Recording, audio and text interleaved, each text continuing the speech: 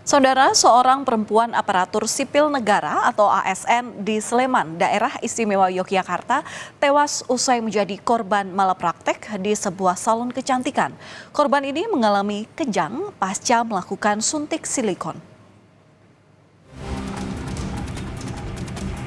Di salon kecantikan inilah korban menjadi korban malapraktek seorang perawat yang nyatanya tak memiliki izin. Peristiwa ini bermula saat perempuan 27 tahun yang berprofesi sebagai ASN ingin mempercantik diri.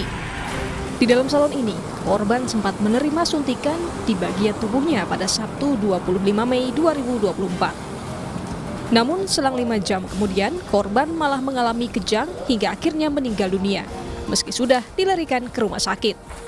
Salah seorang pelanggan yang mana dia ingin melakukan treatment payudara. Setelah dilaksanakannya treatment itu 5 jam setelah dilaksanakan treatment, si korban ini mengalami kejang-kejang, kemudian dilarikan ke rumah sakit Sadiwa. Polsek Depok Barat, Sleman, Yogyakarta telah menangkap 2 tersangka karena diduga melakukan malapraktik. Keduanya diantaranya pemilik salon kecantikan dan seorang perempuan yang bertugas sebagai perawat.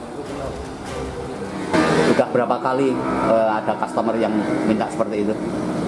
5 kali. 5 kali. Dan yang keempat itu tidak ada masalah apa-apa? Baru yang kali ini ya?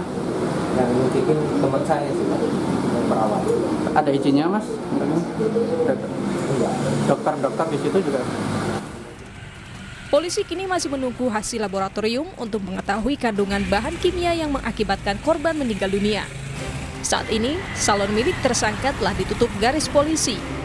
Sementara kedua pelaku dijerat dengan Undang-Undang Nomor 36 Tahun 2009 terkait praktik kefarmasian yang tidak memiliki keahlian dan kewenangan. Michael Aryawan, Kompas TV, Yogyakarta.